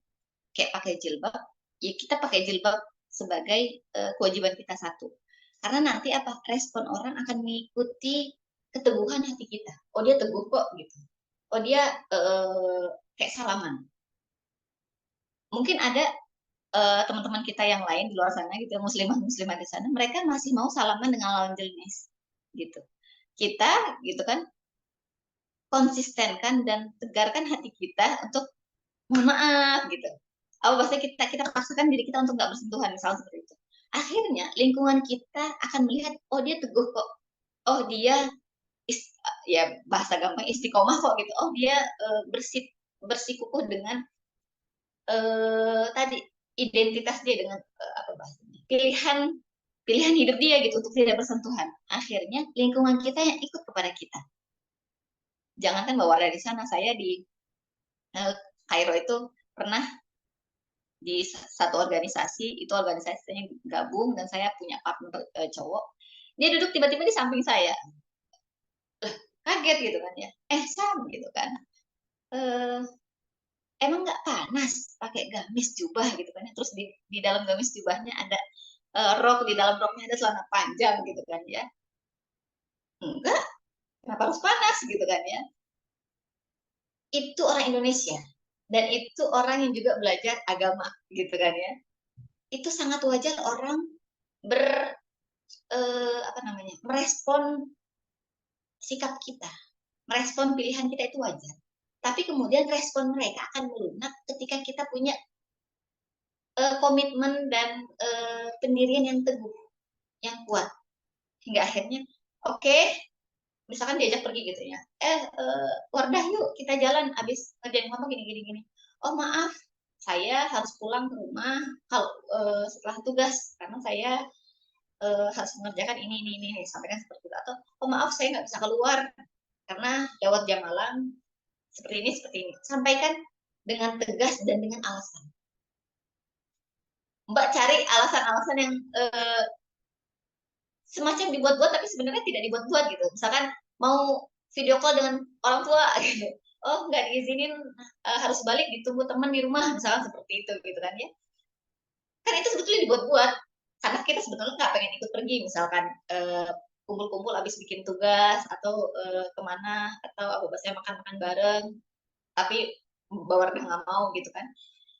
Tapi jangan nampak seperti apa bahasanya, jangan yang juga bohong gitu misalkan. Karena kenapa respon itu akhirnya orang akan melihat tadi, oh dia bisa kok untuk teguh. Atau karena kenapa sekali kita misalkan oh ya udah yuk ikut, kemarin aja ikut kok sekarang kamu ikut gitu, sekali kita lunaknya itu ntar akan terus dibenyet-benyetin tuh sama sekitar kita gitu. Jadi untuk menjadi perempuan yang tangguh, yang konsisten terhadap pendirian kita, itu nggak apa-apa gitu. Itu harus kita pakai, harus kita pegang gitu. Dan itu nggak masalah. Toh satu, itu tidak, yang Mbak Wardah tidak inginkan bergabung kan tidak akan mempengaruhi kuliah, ya nggak sih gitu kan? Tidak mempengaruhi apalagi sampai keimanan gitu kan. Jangan sampai hal-hal yang merusak pagar-pagar yang sudah kita bangun tadi hanya karena nggak enakan, hanya karena takut dijauhin gitu kan. Mohon maaf ya, saya nggak bisa gitu. Mohon maaf ya, agama saya bilang saya nggak boleh gini. Kalau Anda lihat malah justru orang luar lebih toleransi nggak sih terhadap perbedaan-perbedaan itu dibanding orang Indonesia gitu. Kadang-kadang orang luar itu lebih paham bahwa kita beda gitu, bahwa kita punya pendirian, kamu punya pendirian. Itu yang bisa kita perjuangkan. Dan ketika Mbak Wardah malah justru bisa memberi warna di sana, orang akan punya pandangan baru. Oh ternyata perempuan muslimah itu nggak boleh keluar malam-malam loh. Oh perempuan muslimah yang pakai jilbab itu mereka nggak bisa dicolek-colek loh. Gitu. Justru nanti malah ya penasaran, ya malah mempelajari Islam. Dan itu yang kita lihat dari kasus Palestina sekarang kan. ini kenapa orang-orang ramai ya sama Palestina ya? Kenapa mereka tetap kekeh ya di Palestina ya? Mereka nggak mau keluar dari Palestina ya? Udah sedemikian bomnya, sedemikian tersiksanya mereka. Gitu. Kenapa mereka harus memperjuangkan Palestina ya? Akhirnya kan orang belajar sejarah. Akhirnya orang bertanya-tanya. Itu yang kemudian malah menjadi satu hidayah tersendiri gitu. Karena keistiqomahan kita, karena keteguhan hati kita gitu Mbak Wardah. Kira-kira kebayang nggak Mbak Wardah? Masya Allah. Ya, Mbak. Terima kasih banyak, Mbak, atas jawabannya. Insya Allah diterapkan. Semangat Mbak Wardah. Terima kasih, Mbak. Ya. Kita cukupkan aja ya Ustazah ya, udah ada pertanyaan. Soalnya Masya waktu Allah. kita terbatas. Jazakillah Mbak Wardah. Demikianlah kelas besar kita dengan tema peran dan tanggung jawab seorang muslimah. Kami ucapkan terima kasih banyak kepada teman-teman yang udah berpartisipasi hadir. Ustazah, aku mohon kesediaan untuk memimpin doa. Udah mau ditutup aja. Kepada Ustazah disilahkan. Gitu, Masya Allah. Iya, jazakunallah teman-teman Rumah Isa semuanya, Mbak Ari, Pak Hasna, Mbak-mbak yang lainnya. Mohon maaf jika dalam penyampaian masih ada yang kurang, masih ada kata-kata yang salah. Terima kasih atas atensinya, atas undangannya. Dengan senang hati saya bertemu Mbak-mbak di sini. Mungkin kita tutup agenda hari ini dengan untayan doa. Kita sama-sama beristighfar sama Allah. Semoga jika ada hal-hal yang salah, Allah maafkan. Hal-hal yang khilaf, Allah ampun. Astagfirullahaladzim, astagfirullahaladzim, astagfirullahaladzim. A'udzubillahi minasyaitonirrajim. Bismillahirrahmanirrahim. Hamdan syakirin, hamdan na'imin, hamdan yuwafi ni'amahu wa ikafi mazidah. Ya Rabbana lakal hamdu kama yanbaghi li jalali wajhikal karim wa li'azimi sultanik. Allahumma shalli wa sallim ala sayyidina Muhammad wa ala ali sayyidina Muhammad. Salatan tunjina biha min jami'il ahwali wal afat wa taqdilana biha min jami'il hajat wa tutahhiruna biha min jami'is sayiat wa tarfa'una biha 'indaka a'la darajat wa tuballighuna biha aqsal ghayat min jami'il khairati fil hayati wa ba'dal mamat innaka 'ala kulli syai'in qadir. Allahumma inna nas'aluka al-huda wat tuqa wal 'afafa wal ghina. Allahumma inna nas'aluka hubbak wa hubba man yuhibbuk wa hubba 'amalin yuqarribuna ila hubbik. Allahumma inna nas'aluka khaira hadzal yawm wa khaira ma fihi wa na'udzubika min syarri hadzal yawm wa syarri ma fihi.